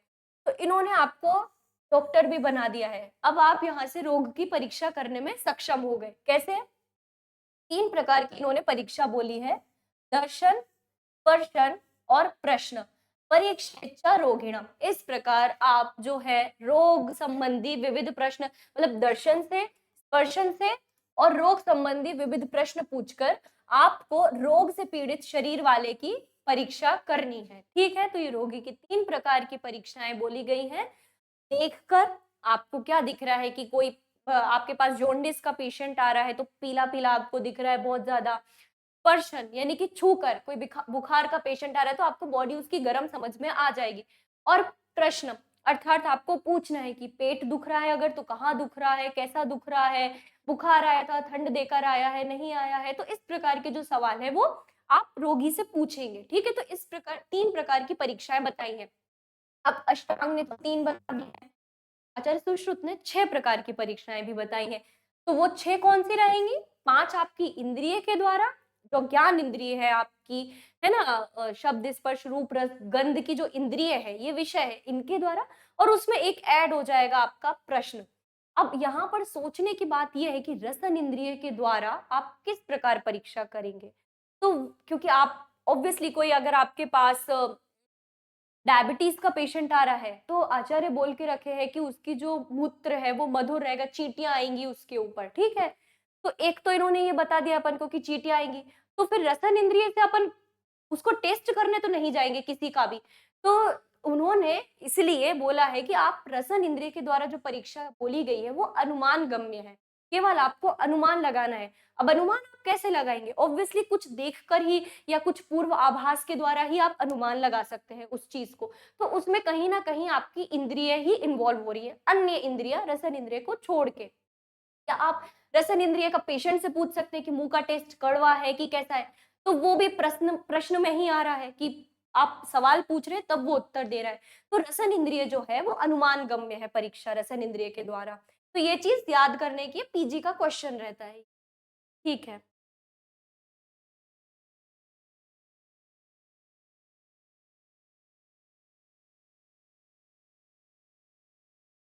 ठीक है, अब जो है रोग की परीक्षा, हमने अभी रोगी की परीक्षा देखी थी जो त्रिविध है ना, कि दर्शन स्पर्शन प्रश्न के द्वारा रोगी की परीक्षा की जाती है। अब हम देखेंगे रोग की परीक्षा किस प्रकार करनी है हमें। तो रोगम, निदान, प्रागरूप, लक्षण, उपशय, संप्राप्ति भी, प्राप्ति भी, इस ये संप्राप्ति है यहाँ पर। तो निदान है ना, ये फर्स्ट है निदान, ये पूर्व रूप, ये लक्षण, ये उपशय और ये संप्राप्ति। आपको इसको इसी क्रम में याद रखना है, ये बहुत इंपॉर्टेंट क्वेश्चन है। यहाँ से डिटेल में नहीं आएगा पर आगे जो आपके चैप्टर्स रहेंगे वहां पर ये 5 to 10 मार्क का क्वेश्चन रहता है कि रोग की परीक्षा किस प्रकार की जाती है। तो निदान, पूर्व रूप, लक्षण, उपशय, संप्राप्ति। अब इसमें से निदान क्या है? निदान आपके इटियोलॉजिकल फैक्टर है, उत्पादक कारण है ना, कोई भी व्याधि अगर आपको उत्पन्न हो रही है तो वो किस वजह से हो रही है, वो सब कुछ आपके निदान में आ जाएगा। आपने बहुत ज्यादा, आपका गला जाम चल रहा है, आपने बहुत ज्यादा या तो खट्टा खाया होगा या आपकी वाक इंद्रिय का अतियोग किया होगा, चिल्लाए हो गया आप बहुत ज्यादा ठंडा खाया होगा। ठीक है, तो निदान क्या जा रहे हैं वहां से, वो आपके जाएंगे पहले आपके फैक्टर में, है ना, इटियोलॉजिकल फैक्टर। दूसरा रहेगा पूर्व रूप, यानी कि आपके प्रिडोमिनल फैक्टर्स जो हैं वो इसमें आ जाएंगे, प्रिडोमिनल सिम्टम्स जो हैं वो आ जाएंगे। कोई व्याधि होने के पूर्व उसके कुछ लक्षण मिलते हैं अपन को देखने में जो पूर्व रूप में आते हैं। वो किस प्रकार हो सकते हैं? जैसे आपको बुखार आने वाला है तो बुखार आने के पहले आपकी बॉडी थकने लग जाएगी, आपका सर दर्द होने लग जाएगा, तो कुछ ऐसी चीजें आपको पहले से ही समझ में आने लगती हैं कि ये चीज होने वाली है, तो वो आपके पूर्व रूप में आ जाएंगे। ठीक है, प्रिडोमिनल सिम्टम्स जो रहते हैं। तीसरा आपका आता है लक्षण, ये आपके हैं मेन सिम्टम। अब आपकी जो है ना पैथोजेनेसिस पूरी हो गई है, ठीक है, व्याधि आपके लक्षण दिखाने लग गई है ना, कोई बैक्टीरिया था वो आपकी बॉडी एंटर किया था, उसने उसके प्रिडोमिनल सिम्टम दिखाए थे, तब तक ये प्रोसेस में चल रहा था, वो प्रोसेस हो गई, अब उसने उसके सिम्टम्स आपको दिखा दिए हैं, यानी कि आपको बुखार अब आ गया है, आपका टेम्परेचर बहुत हाई हो चुका है, ठीक है, और आपका हेडेक कंटिन्यू, वो तो बना ही रहेगा बुखार में आपका, तो ये अब लक्षण दिखने लग गए हैं, ठीक है आपके। अब इसके बाद आती है, ये इधर तक प्रोसेस कंप्लीट हो गई, आपके लक्षण दिख गए।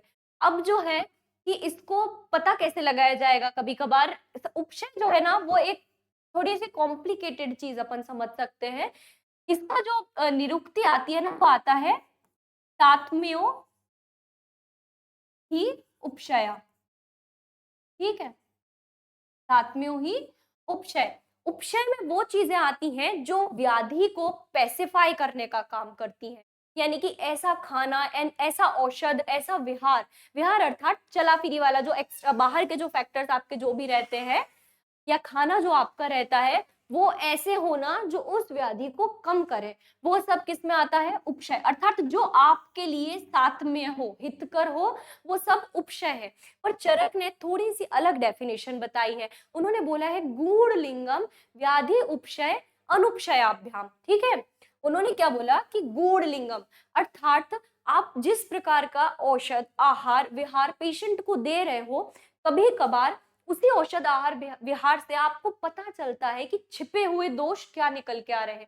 क्योंकि अगर आपने किसी पेशेंट को बोल दिया है कि तुम्हें गर्म पानी पीना है, इससे तुम्हें इस चीज में आराम मिलेगा, पर उसको नहीं हो रहा है, उल्टा उसका कोई दोष प्रकोपित हो गया है या वो कुछ और सिम्टम लेके आ रहे हैं, तो आप पहचान जाओगे कि नहीं, मैं गलत डायग्नोस कर रहा था, इसमें ये दोष नहीं है, ये वाला दोष ज्यादा है। तो बेटर डायग्नोसिस के लिए ठीक है, आपका उपशय जो है रोल प्ले करता है, ठीक है। तो आप दो चीजें समझ सकते हैं, डायग्नोसिस के लिए उपशय आता है, दूसरा आता है कि साथ में ही उपशय अर्थात जो भी डिसीज को पेसिफाई करने वाले, शांत करने वाले औषध आहार विहार है, उस डिसीज में आपके लिए हितकर जो भी आहार विहार है वो सभी आपके उपशय में आएंगे। अब उपशय की जस्ट अपोजिट टर्म एक होती है जो है अनुपशय। अनुपशय, अनुपशय का अर्थ क्या होता है? एग्रीवेटिंग फैक्टर, उसको और बढ़ाने वाले। जैसे आपको बुखार आ गया है, अब आपके लिए अनुपशय में क्या क्या आ जाएगा? आप ठंडी हवा का बहुत ज्यादा यूज कर रहे हो, एसी चला के लेट गए हो, आप ठंडा पानी पी रहे हो, तो ये सब चीजें आपकी अनुपशय में आ जाएगी। पर अगर वहीं आपको बुखार है तो उपशय में क्या क्या आएगा?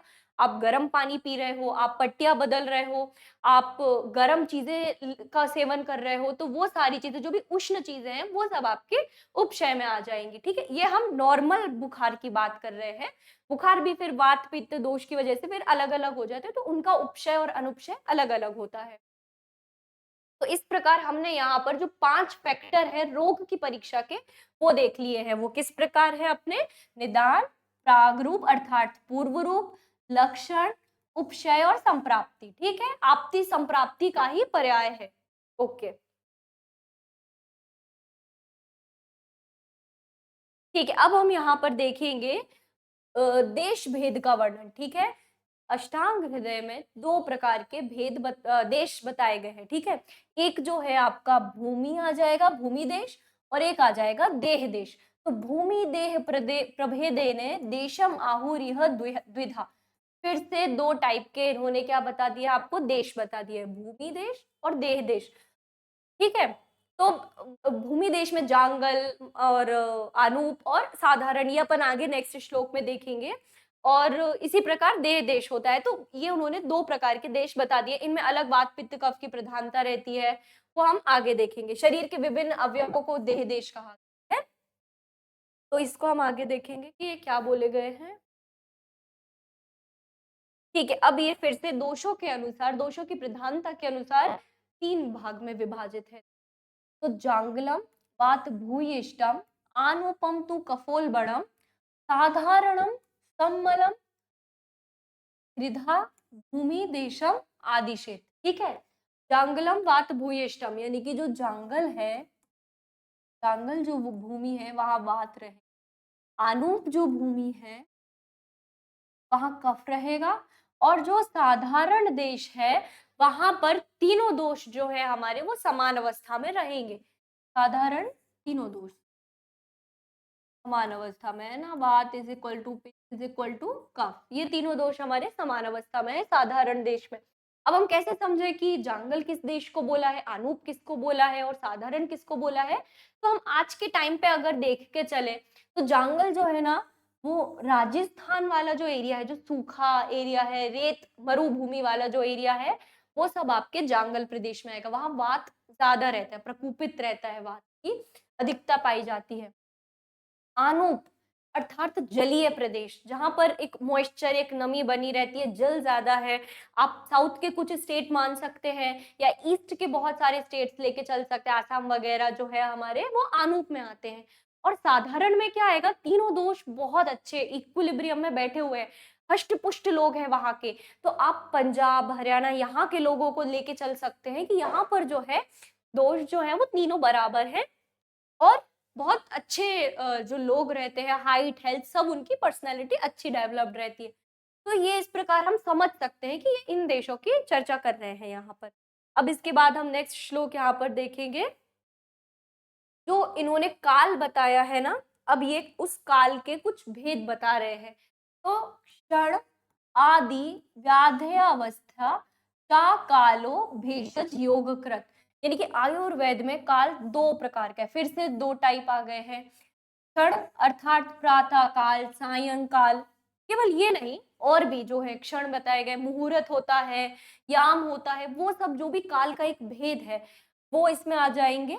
और दूसरा होता है रोग की अवस्था वाला काल, है ना, जिसमें आम अवस्था या जीर्ण अवस्था होगी। तो ये व्याधि से रिलेटेड एक काल है और एक ये बाकी जो एक्सटर्नल चीजों से रिलेटेड जो काल बताया गया है, दिन के मुहूर्त प्रहर जो होते हैं, क्षण जो होता है, वो सारे काल इस वाक्य में आ जाएंगे। तो क्षण और रोग की अवस्था, इस प्रकार दो इन्होंने दो पार्ट्स में उसको विभाजित किया है काल को। ठीक है, तो इसमें इतना ही है, कुछ बहुत इंपॉर्टेंट नहीं है ये चीज, तो सुपरफिशियली ये देखेंगे। फिर अब इसके बाद इन्होंने जो है औषधि के भेद बताए हैं। तो औषधि के भेद इन्होंने, औषध जो है कौन कौन से टाइप की होती है, तो शोधनम, शमनम, चेति, समास औषधम, विधा, दो प्रकार की, फिर से दो प्रकार की इन्होंने औषधि बोली है। एक जो दोषों का शोधन करे, एक जो दोषों का शमन करे। ठीक है, तो शोधन क्या करेगी और शमन क्या करेगी? शोधन का मतलब क्या है, शमन का मतलब क्या है? शोधन का मतलब है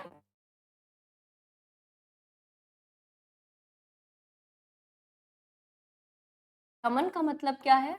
पैसिफिकेशन।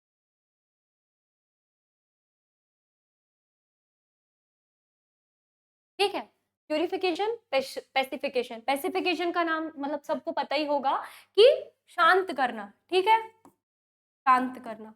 और प्यूरिफिकेशन मतलब साफ करना, ठीक है, प्यूरिफाई करना, शोधन करना, साफ करना। ठीक है, तो ये कैसे होगा?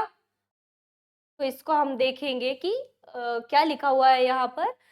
संक्षिप्त रूप से औषधि जो है वो दो प्रकार की है, शोधन अर्थात वमन विरेचन आदि, जो पंचकर्म में आपके जो प्रोसीजर्स बोले गए, वमन विरेचन, बस्ती नस्या, शिरो विरेचन जो है, रक्त मोक्षण जो है, इनके द्वारा आदि विधियों से दोषों को निकालना, यानी कि शरीर के बाहर निकालना उनको, ये किस में आएगा? आपका शोधन में आएगा।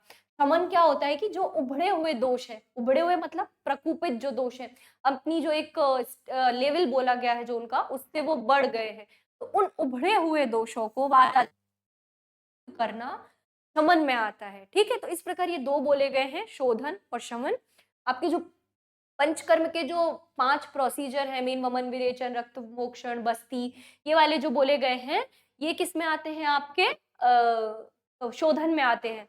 और जो शमन में आते हैं वो नॉर्मली आप जो मेडिसिन लेके अपने दोषों को शांत करने का काम करते हैं, वो सब आपके शमन कर्म में आ जाते हैं। ठीक है, शमन औषध में आ जाते हैं। तो बस इसमें यही है, इसके बाद नेक्स्ट श्लोक हम देखेंगे।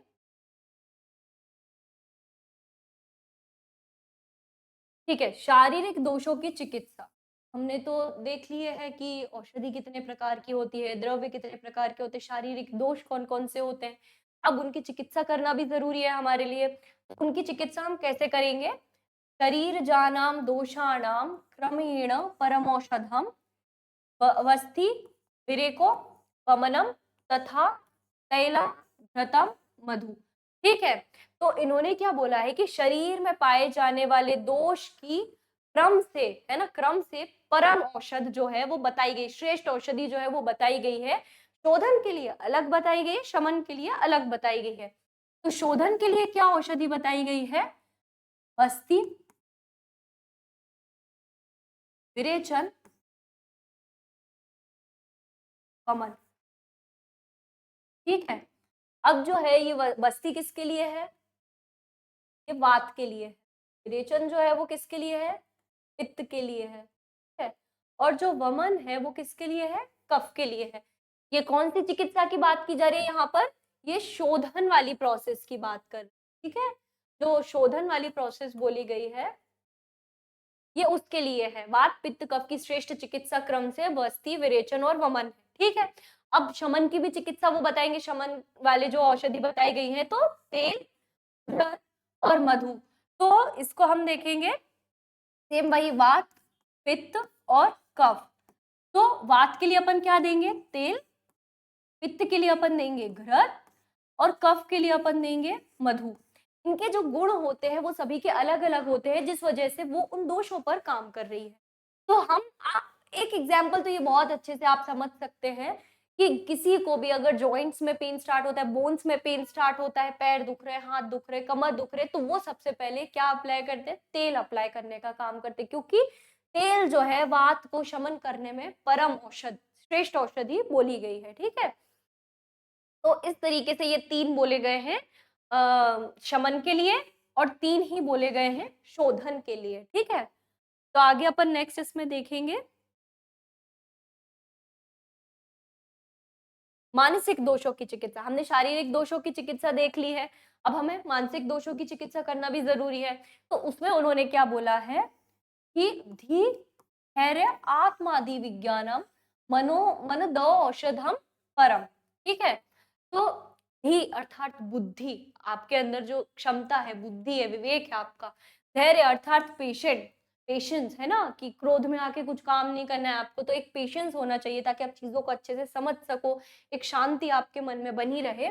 और आत्मा आदि विज्ञानम, आपके लिए, आपके स्वयं के लिए क्या हितकर है, क्या अहितकर है, अपनी चीज़ों के लिए आप अच्छे से समझदार रहो, समझो उस चीज़ को। उन तीनों की जब इन सभी चीज़ों का आपको ज्ञान हो जाता है, तो वो मन की श्रेष्ठ औषधियाँ बोली गई हैं। तो क्या बोला है कि मानसिक अर्थात जो दोष है, ऑब्वियसली रज है और तम है। रज चलन था तो आपको धैर्य चाहिए है कि एकदम एक्टिविटी नहीं रहनी, हाइपर एक्टिविटी नहीं रहनी है कि ये भी करना है, वो भी करना है, पर सोचो उसके बारे में ठीक से कि वो सही है कि वो गलत है। तम अर्थात अंधकार भरा भरा पड़ा है। तम कब रहेगा? जब आपके पास आत्मादि विज्ञान या धी नहीं रहेगी, अच्छे से बुद्धि नहीं रहेगी, तम प्रवेश रहेगा।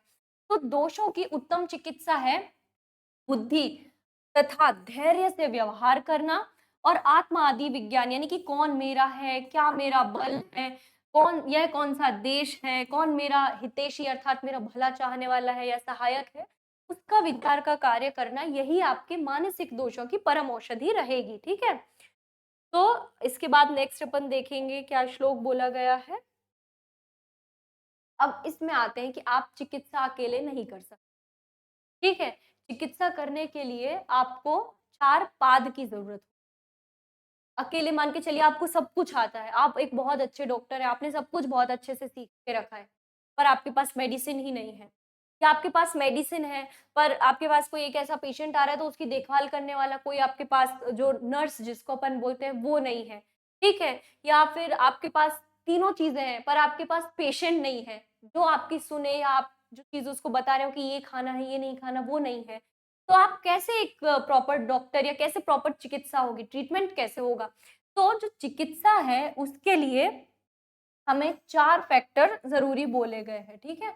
क्या है? भिषक, द्रव्याणि, उपस्थाता, रोगी, पादचतुष्टयम्, चिकित्सितम् प्रत्येकम् तच्चतुर्गुणम्, है ना? भिषक यानी कि डॉक्टर, द्रव्याणी यानी कि औषधि, उपस्थाता अर्थात परिचारक, पेशेंट की देखभाल करने वाला और रोगी अर्थात पेशेंट, ये चिकित्सा के 4 पाद बोले गए हैं। चिकित्सकस्य निर्दिष्टम प्रत्येकम तच्चतुर्गुणम।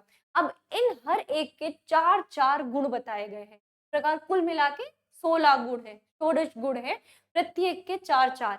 अब वो क्या बताए गए हैं हम वो देखेंगे। तो इसमें सबसे पहले जो है वैद्य के लक्षण बताए गए हैं। तो क्या बताए गए हैं वैद्य के लक्षण?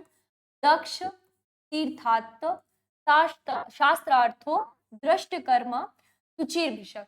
दक्ष अर्थात अपने काम में एक्सपर्ट होना चाहिए। क्या बोला गया है यहाँ पर? ये देखिए, दक्ष अर्थात चिकित्सा कर्म में कुशल हो जो, है ना? दक्ष अर्थात चिकित्सा कर्म में जो कुशल हो, एक्सपर्ट हो, उसकी फील्ड में एक्सपर्ट हो। न्यूरो सर्जन है, बहुत अच्छे से सारे ऑपरेशन करना आता है। इंटरनल मेडिसिन का डॉक्टर है, उसको परफेक्ट डायग्नोसिस करना आता है, मेडिसिन देगा, आपको आराम लगेगा। तो अपने काम में कोई सर्जन है, प्रॉपर उसको सर्जरी करना आता हो, तो दक्ष अर्थात चिकित्सा कर्म में कुशल। तीर्थ यानी कि आचार्य से, यानी कि उसके जो सुपीरियर रहे हैं, है ना, उनसे उसने वो चीज सीखी हो, है ना, उस शास्त्र को ग्रहण किया हो उसने किसी से। ऐसा नहीं कि खुद से किताब खोली, पढ़ लिया, पेशेंट के ऊपर ट्राई कर लिया और सीख गए, नहीं। एक आपके ऊपर कोई आपको सिखाने वाला होना चाहिए, क्या इंडिकेशन है, क्या कॉन्ट्रा इंडिकेशन है, तो वो क्या कहलाएगा, तीर्थ। अर्थात किसी आचार्य से शास्त्र को ग्रहण किया हो उसने। दृष्ट कर्माना, दृष्ट कर्म क्या बोला गया है कि उसने देखा हुआ हो वो चीज, है ना, कि ये चीज इस तरीके से की जाती है, या उसने वो पेशेंट पहले देखा हुआ हो। ऐसा नहीं कि आप उसके पहले पेशेंट हो और वह आप पे ही ट्रीटमेंट कर रहा है, नहीं। तो चिकित्सा की जो विधियों को है, जो अनेक बार देख चुका हो कि उसको वो प्रोसीजर करना कैसे है, वो सब उसको आता हो। सूची, ऑब्वियसली उसको पवित्र होना चाहिए, साफ होना चाहिए, गंदगी भरा नहीं होना चाहिए। नहीं तो अगर खुद ही गंदगी से भरा रहेगा तो एक रोग को वो ठीक कैसे करेगा। तो शुचि यानी कि शरीर तथा आचरण से पवित्र। अब यहाँ पे आचरण की भी बात कर रहे हैं कि खराब आचरण नहीं होना चाहिए, उसका कैरेक्टर खराब नहीं होना चाहिए। तो शरीर तथा आचरण से पवित्र हो। इस प्रकार ये 4 गुण जो हैं वो वैद्य के बताए गए हैं। दक्ष, तीर्थ, दृष्टकर्मणा और शुचि। ठीक है? दक्ष यानी कि अपने काम में एक्सपर्ट हो, तीर्थ यानी शास्त्र की ग्रहण किया हो, दष्टकर्मणा यानी कि उसने वो देख के रखे हो वो सारे प्रोसीजर्स पहले, और शुचि अर्थात जो एक हाइजीन से रहे, ठीक है, हाइजीनिक हो जो, वो सब आपके किस में आ जाएंगे, वैद्य के गुण में आ जाएंगे। अब इसके बाद हम औषधि के गुण देखेंगे। आप एक चीज देखिए कि औषधि को सेकंड नंबर पे रखा है ना, सेकंड नंबर पे, क्योंकि वैद्य के होने के बाद एक जो मोस्ट इंपॉर्टेंट फैक्टर आता है वो आता है मेडिसिन, कि वो देगा क्या पेशेंट को। तो मेडिसिन के क्या गुण होने चाहिए, बहुकल्पम, बहुगुणम, संपन्नम, योग्यम औषधम। क्या बोला है, बहुकल्पम, यानी कि जिसके आप बहुत ज्यादा फॉर्मुलेशन बना सकते हो। ऐसा नहीं कि एक मेडिसिन, अब उस टाइम पे फॉर्मुलेशन ही बना करते थे, स्वरस, कल्क, क्वाथ, हिम, फांट, इस प्रकार के फॉर्मुलेशन बना करते थे। कोई एक मेडिसिन है, उसका आपने डायरेक्ट जूस एक्सट्रैक्ट किया है और वो देना है, वो स्वरस है। तो एक मेडिसिन का आप काढ़ा भी बना सकते हो, बाय चांस उसको सुखाकर काढ़ा बना लो, या आपको फांट के रूप में देना है, अवलेह के रूप में देना, च्यवनप्राश जैसे हमारा एक अवलेह है। तो एक मेडिसिन के बहुत सारे फॉर्मुलेशंस बन सके, ठीक है। बहुगुणम, वो अनेक प्रकार की प्रॉपर्टीज से फुलफिल्ड हो, है ना, कि ऐसा नहीं कि ये केवल एक ही दोष पे जा रहे हैं, नहीं, वो उसके साथ साथ दूसरे दोषों पर भी काम करना चाहिए, दूसरी धातुओं पर भी उसका अच्छा इफेक्ट होना चाहिए। तो बहुगुणम यानी कि जितने भी औषधि के गुण बताए गए हैं उन सभी से वो फुलफिल्ड हो। संपन्नम यानी कि अपने जो गुण है उनकी संपत्ति से जो युक्त हो, यानी कि जैसे कोई भी औषधि है, उसका अच्छा मधुरतम गुण होना चाहिए, या टेस्ट अच्छा होना चाहिए उसका, तो उसमें वो चीज आ चुकी हो। आम है, मीठा होना चाहिए, आम अगर खट्टा रहेगा तो उसमें अभी उसके गुण नहीं आए हैं, ठीक है, वो अपक्व अवस्था में है। ठीक है, तो इस प्रकार से अपन उसको समझ सकते हैं कि उसमें जो गुण होने चाहिए उनका प्रॉपर उसके अंदर आ चुके हों वो सारे गुण, है ना, अपक्व अवस्था में ना हो वो औषधि, तो गुणों से, गुणों की संपत्ति से युक्त हो। नेक्स्ट आता है योग्य, जो रोग, रोगी, देश काल आदि के अनुकूल हो, यानी कि आप किस देश में रह रहे हैं, आप जंगल में रह रहे हैं तो वो जंगल में देने के अनुरूप हो, है ना, कि आप उस एरिया में उस मेडिसिन को यूज कर सकते हैं कि नहीं कर सकते, एक वो आ जाएगा। उस काल में अर्थात बारिश का सीजन चल रहा है तो आप वो जो मेडिसिन दे रहे हो वो बारिश के सीजन में लेने योग्य है भी कि नहीं है, तो योग्य होनी चाहिए वो मेडिसिन, ठीक है। तो इस चीज का ज्ञान ऑब्वियसली एक डॉक्टर को ही रहेगा, जिसने ज्ञान प्राप्त किया हो, जिसको सब कुछ आता हो। तो ये भी किसके अधीन है, ये एक वैद्य के अधीन ही आती है। तो ये सारे जो रहेंगे ना वो वैद्य के अधीन आएंगे, ठीक है। इसके नेक्स्ट अपन क्या देखेंगे, परिचारक को, ठीक है। परिचारक यानी क्या, जो आपका केयर टेकर है, जो आपका नर्स है, वो किस प्रकार आपको देखभाल आपकी कर रहा है कि नहीं कर रहा है, तो ये उसमें आ जाएगा। तो अनुरक्ता, सुचि, दक्ष, बुद्धिमान, परिचारका। अब आपको क्या देखना है, जो दक्ष है, दक्ष ये जो प्रॉपर्टी है ये वैद्य की भी है और परिचारक की भी, और यही पीजी का क्वेश्चन है कि दक्ष दो लोगों की प्रॉपर्टी साथ में आती है, तो आपको कंफ्यूज नहीं होना है, दो जगह पर बोली गई है दक्ष। अब देखो अनुरक्त का मतलब क्या बोला है इन्होंने, रोगी से स्नेह करने, रोगी से चिढ़े ना जो, है ना? कि अरे इसको तो पस निकल रही है तो वो उसके घृणा भाव से रखेगा उसके साथ में, या उसको उसकी देखभाल नहीं करेगा, उसका साफ नहीं करेगा। तो रोगी से स्नेह होना चाहिए उसको, शुचि, ऑब्वियसली उसे भी हाइजीनिक होना चाहिए, ठीक है? नेक्स्ट आता है आपका दक्ष, यानी कि अपने काम में उसे एक्सपर्ट होना चाहिए, ठीक है? कैसे वो काम करना है, क्या नहीं करना है, उसको सब आना चाहिए, कुशल होना चाहिए अपने काम में। और बुद्धिमान, यानी कि समयोजित सूझबूझ वाला दिमाग होना चाहिए उसके पास, ठीक है? कि अगर मान के चलिए कि कोई भी साइड इफेक्ट दिख रहा है या कोई इमरजेंसी सिचुएशन आ रही है, तो वो तुरंत उसके पास इतनी बुद्धि हो कि उसको लिटा के नहीं रखना है पेशेंट को, या तो डॉक्टर को इन्फॉर्म करे या बताए उस तरीके से, या कुछ भी उसको ऐसी चीज़ें दिख रही हो तो उसके पास इतनी बुद्धि होनी चाहिए कि वो एक निर्णय पे पहुँच सके।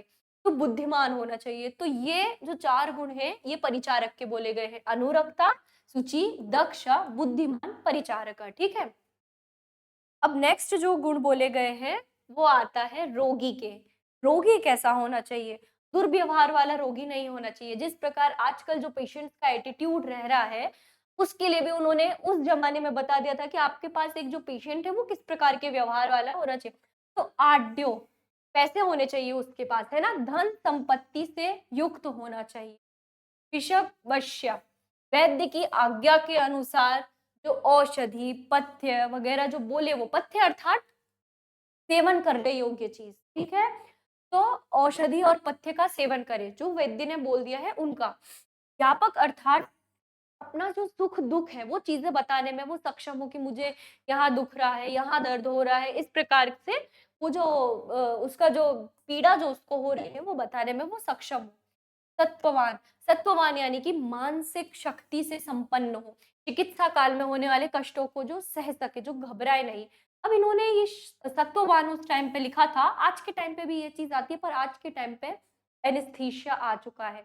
उस टाइम पे एनेस्थीसिया नहीं हुआ करता था। तो आप सोचिए कि किसी की अगर हड्डी टूट गई है तो उसको जोड़ना है और हाथ पैर पकड़ के रखना है ताकि वो हिले ना, या उसकी कोई और ऐसी व्याधि चल रही है जिसमें उसकी चीड़ा-फाड़ी करनी पड़ रही है, तो वो घबराए ना उस चीज़ से, पल्स बढ़ जाएगी, सब हो जाएगा। तो इसीलिए पेशेंट का सत्ववान होना ज़रूरी है, उस टाइम पर भी और आज के टाइम पर भी।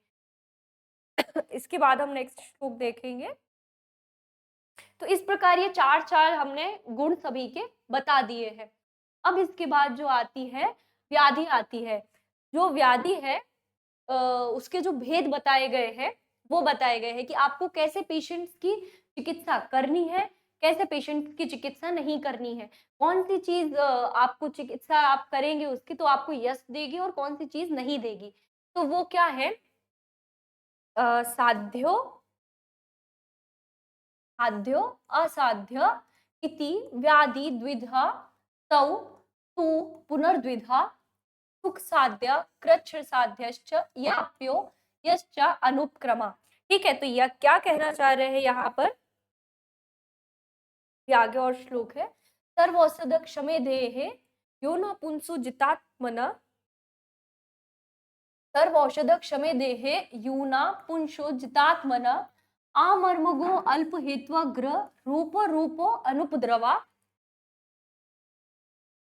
आतुल्य दूष्य देश ऋतु प्रकृति पाद संपदि ग्रहेषु अनुगुणेषु एक दोष मार्गो नवा सुखा। तो जो व्याधियां है ना, उनके मेन दो भेद किए गए हैं, ठीक है? तो साध्य और असाध्य, इस प्रकार दो भेद बोले गए हैं। अब साध्य क्या होती है? जो ट्रीटेबल हो। असाध्य क्या होती है? जो नॉन ट्रीटेबल हो। साध्य व्याधि अर्थात आप उस पेशेंट को हाथ में ले सकते हैं, ठीक है? इसके आप व्याधि का उपचार कर दीजिए, आपको यश मिलेगा कि आपने ठीक कर दी है।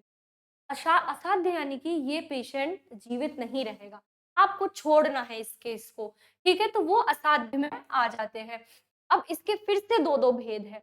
तो जो साध्य है वो दो टाइप की है, सुख साध्य और कृच्छ्र साध्य। इजीली ट्रीटेबल सुख साध्य, कृच्छ्र साध्य यानी कि आपको सर्जरी या कोई से ऐसे प्रोसीजर्स करने पड़ेंगे, छेदन भेदन ये वाली चीजें करनी पड़ेंगी, है ना? ये मेडिसिन से ठीक हो जाएगी आपकी आसानी से। अब इसके बाद जो असाध्य आता है उसके फिर से दो भेद रहेंगे। वो क्या दो भेद रहेंगे? याप्य और अनुपक्रम। याप्य का मतलब होता है कुछ दिन आप जब तक आप चिकित्सा करेंगे तब तक वो पेशेंट चलेगा आपका। जब आप चिकित्सा रोक देंगे, वो पेशेंट भी नहीं रहेगा। अनुपक्रम अर्थात टोटली असाध्य। आप कुछ नहीं कर सकते हो चिकित्सा के अयोग्य या प्रत्याख्येय जवाब देकर चिकित्सा करने योग्य कि मैं पेशेंट को बचा पाऊँगा तो ठीक है, नहीं बचा पाऊँगा तो ये पेशेंट जान से जाने वाला है। ठीक है? आप जैसे जिस प्रकार डॉक्टर बोलते हैं कि हम कुछ कह नहीं सकते हैं कि बचा पाएँगे कि नहीं बचा पाएँगे, तो वो चीज़ आपके प्रत्याख्येय में आ जाती है या अनुपक्रम में आ जाती है। ये पर्यायवाची है, प्रत्याख्येय या अनुपक्रम। तो हमने कैसे देखा है कि जो इसको हम एक डायग्राम से फ्लो चार्ट से समझ लेते हैं कि ये क्या कह रहे हैं। जो व्याधि है, 2 पार्ट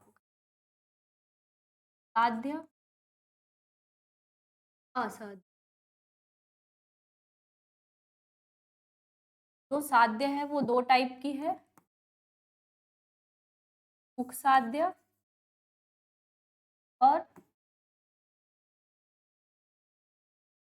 और असाध्य फिर से 2 टाइप का है, व्याप्य और अनुपक्रम। ठीक है? तो इस प्रकार ये व्याधि के टाइप्स बताए गए हैं आपको कि ट्रीटेबल, नॉन ट्रीटेबल ये सब। ठीक है, तो इसके आगे जो है, हम जो लक्षण बताए गए हैं इन सभी के, वो हम कल की नेक्स्ट क्लास में डिस्कस करेंगे उनको। आज के लिए हम इस पर ही एंड करते हैं। तो आज जैसे हमने देखा कि दोष जो है, दोष कंप्लीट किए थे हमने, हमने धातु पढ़े, उसके बाद हमने मल पढ़े हैं, फिर जो दोषों के लिए जो द्रव्य के बारे में हमने पढ़ा, रस के बारे में पढ़ा, वीर्य के बारे में जो 2 प्रकार के बोले गए हैं, विपाक जो 3 प्रकार के बोले गए हैं वो, फिर शमन औषधि, शोधन औषधि जो प्रकार बोले गए हैं औषधियों के या द्रव्यों के, वो पढ़े। तो शमन औषधि कौन-कौन सी हैं, किन-किन दोषों का शमन करती हैं, शोधन औषधि कौन-कौन सी है, वो किन-किन औषधियों का शमन करती है। इस प्रकार से हमने देखा, हमने गुण भी पढ़े हैं। फिर उसके बाद हमने जो देश पढ़े हैं, देह देश होता है, भूमि देश होता है, मानसिक दोषों के बारे में पढ़ा है, चिकित्सा किस प्रकार करनी है, चिकित्सा चतुष्पाद जो हैं, कौन-कौन से हैं, उनके कितने गुण हैं, तो प्रत्येक के 4-4 जो गुण हैं। फिर जो व्याधि हैं, वो साध्य और असाध्य हमने अभी केवल नाम-नाम देखे हैं। इसके बाद हम प्रत्येक के जो है वो लक्षण देखेंगे, तो वो हम अगली क्लास में। Thank you.